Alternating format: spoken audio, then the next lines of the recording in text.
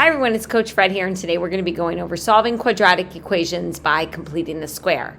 So quick review, we've been factoring, solving quadratic equations by factoring and setting them equal to 0 and using the zero product property. We've also been solving quadratic equations using the square root method, where we take the square root of both sides. Today we're going to complete the square. Now, if you're watching this video for the first time, then you've actually never completed the square. So this is a totally new process. It's a skill. And we really want to use it when factoring isn't an option. Factoring is the easiest method to solve a quadratic equation. So we really want to try that first. Square root method is also quite easy. Completing the square does a couple things together, and it also doesn't have to be that hard, but we want to make sure that we're good at it. And we do have to use it for other things, so we want to get good at this.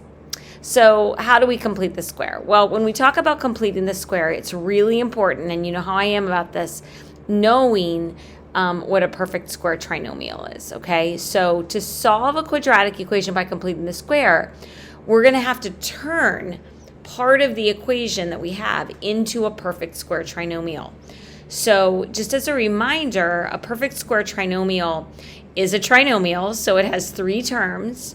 The first term is a perfect square, and the last term is a positive perfect square, so it always has to be positive.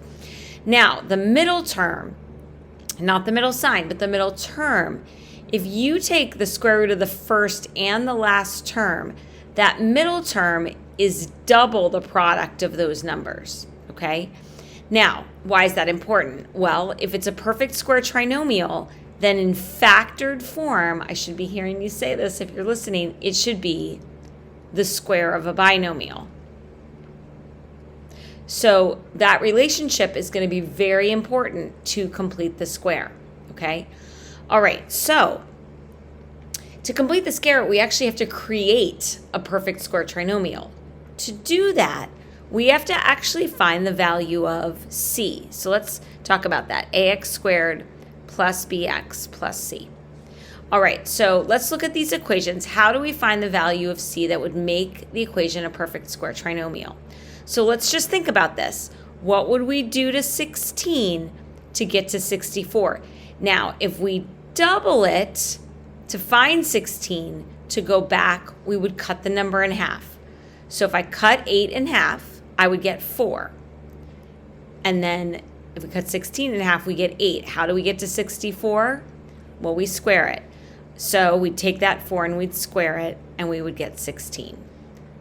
We've created a perfect square trinomial, okay? All right, 10, negative 10. We cut it in half. The sign doesn't matter because we're always going to be squaring it, so it's always going to end up being positive. So we cut 10 in half. We get 5. We square it. We get 25. We now have a perfect square trinomial.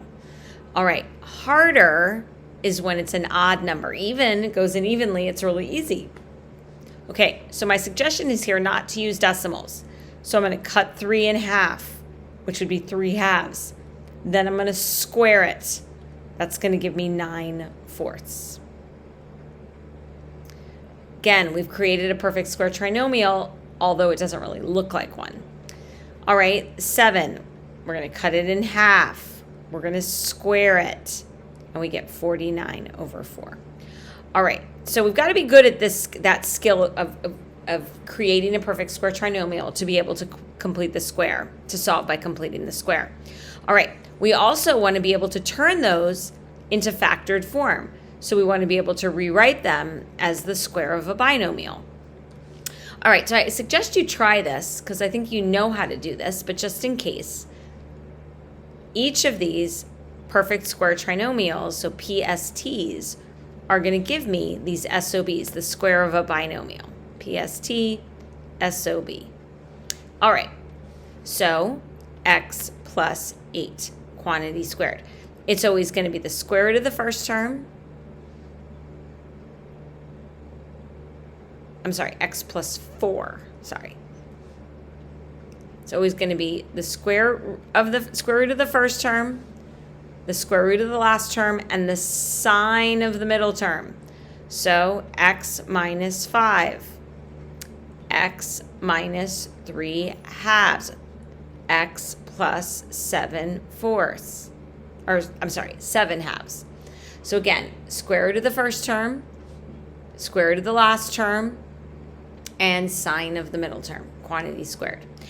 All right, another concept we have to be good at to do this is solving by taking the square root. So for example, we've got 2 times 2x minus 1 squared equals 8.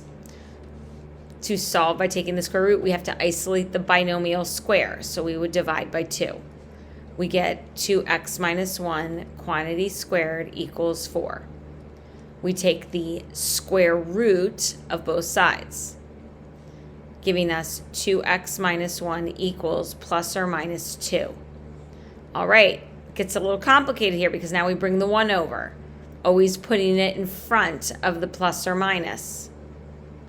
All right, so that gives me 2x equals 1 plus or minus 2.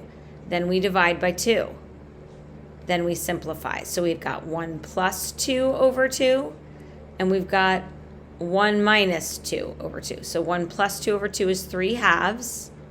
1 minus 2 is -1/2. All right, so if we've got those two things down, now we're ready to complete the square. Here we go. You ready? All right. So to complete the square, the first thing that we have to do is we actually have to make sure that the coefficient in front of x squared is 1. Why? Well, because the second way, when it's not 1, we actually have to do something before we solve, okay? All right, so coefficient's 1, so then we bring the 2 to the other side. We bring the constant, the c term, to the other side. And then we leave room for ourselves. I actually like to put a space, a plus space. Okay? All right. Now, we take half of 8 and we square it. So half of 8 is 4. We square it, we get 16. Now, here's the interesting part. Whatever you do to one side, remember, it's algebra. We have to balance it on the other side. So you have to add that 16 to both sides. Okay? All right, so what you've just done is you've created a perfect square trinomial on the left. So you're going to write it as the square of a binomial. So that would be x minus 4 squared equals 18. Now you solve by taking the square root. So hopefully you're seeing how you put all of these ideas together. So we get x plus minus 4 equals plus or minus, simplify your radical, that's square root of 9 times square root of 2, so plus or minus 3 root 2. All right, then we bring the 4 to the other side by adding it, always putting it in front of the plus minus. So 4 plus or minus 3 rad 2. And that is an exact value in simplified form. We would get an approximate value if we put that into our calculator.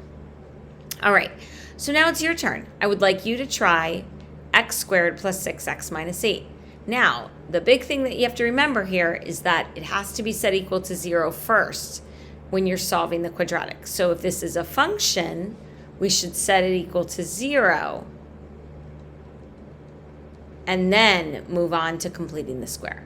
So I suggest you press pause and come back and check your answer.